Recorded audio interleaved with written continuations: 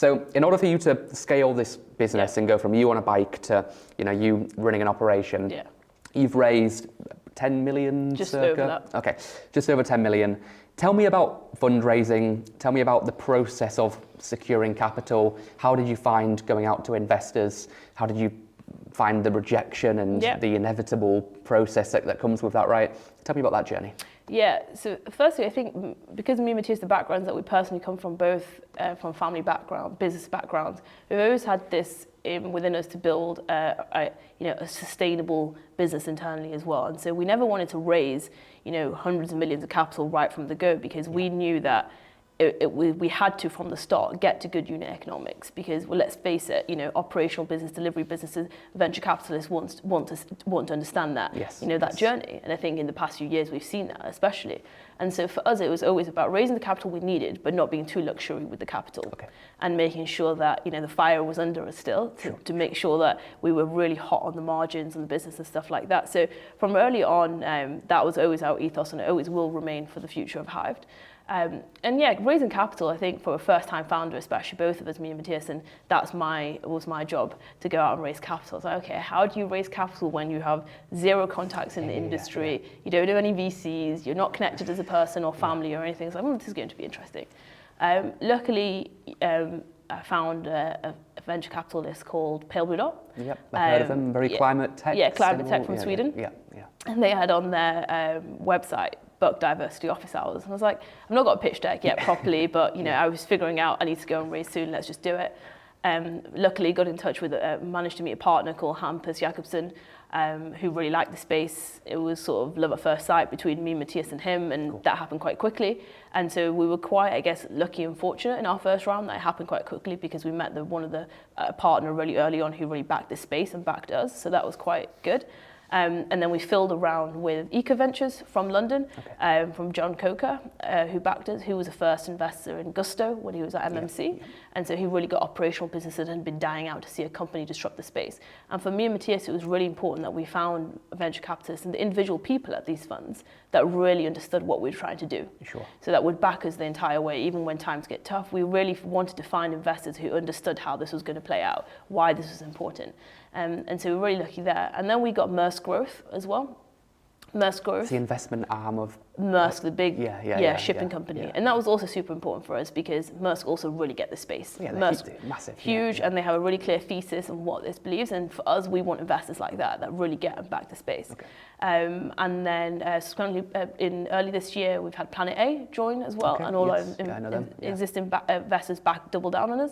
And again, Nick from Planet A, super committed to what we were building, focused on mobility and climate, really backed me and Matthias as people. So I think there's a theme across all of that, is that we really always wanted to work with partners and funds that really backed what we were doing, us as individual people, but also the thesis of what we were trying to build. And then we also had investment from Future Back Ventures, which is the Bain & Co. arm of venture capital, with their second investment.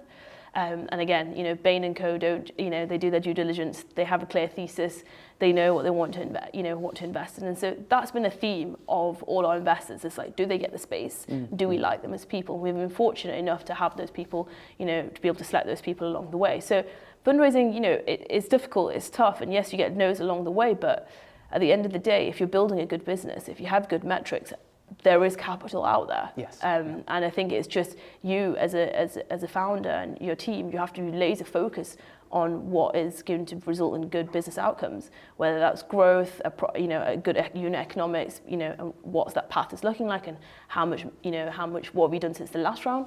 I think there is capital out there. I think the standards to raise capital have gone higher, but I don't necessarily think that's a bad thing. I think it's just, you have to be laser focused on a founder of what you need to achieve from the next milestones. I think one thing that you mentioned that was interesting there, Murvah, is around people over-raising. Like you raised, an amount of money, but you didn't want to go crazy. Yeah.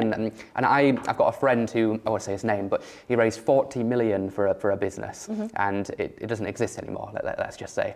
And I said to him, look, what's the mistake? What went wrong? Because Alfie, we should have raised 5 million. Yeah. And because we set impossible targets to hit, and people just got caught up in the hype and the frenzy. Would you share that perspective? That 100%. I think so. We not to say in the future we won't raise those types of figures when we need it, but we've always extremely laser focused, and I think that's because we wanted to make sure we built an efficient organization, that every single person that we employed was thinking creatively, thinking lean and efficient, how to build the right solutions, things like that, being laser focused as an organization. And I think I've seen a lot of, I spoke to a lot of founders in a similar position, and I took a lot of advice off them. I take a lot of inspiration from the company Bolt, Marcus Villard. The bikes. The huge micromobility company that's taken on Uber, and I think in their first 5 years they struggled to raise even £1 million pounds, right? Yeah. And now they're one of the biggest companies in Europe, and I think for an operational business as well that we're involved in, I think it's extremely important to have a really good understanding of finances and being really efficient, because that allows you to build really good, robust systems that actually move the needle, and you're prioritizing and have that laser focus. I think that's what capital efficiency and sort of not having too much makes you have as an organization. And I know the team have built some amazing things because they've had to think harder because we've had less money along the way. So I'm really proud of what the team's achieved with that mindset. And as we grow as a company, we'll always retain that mindset.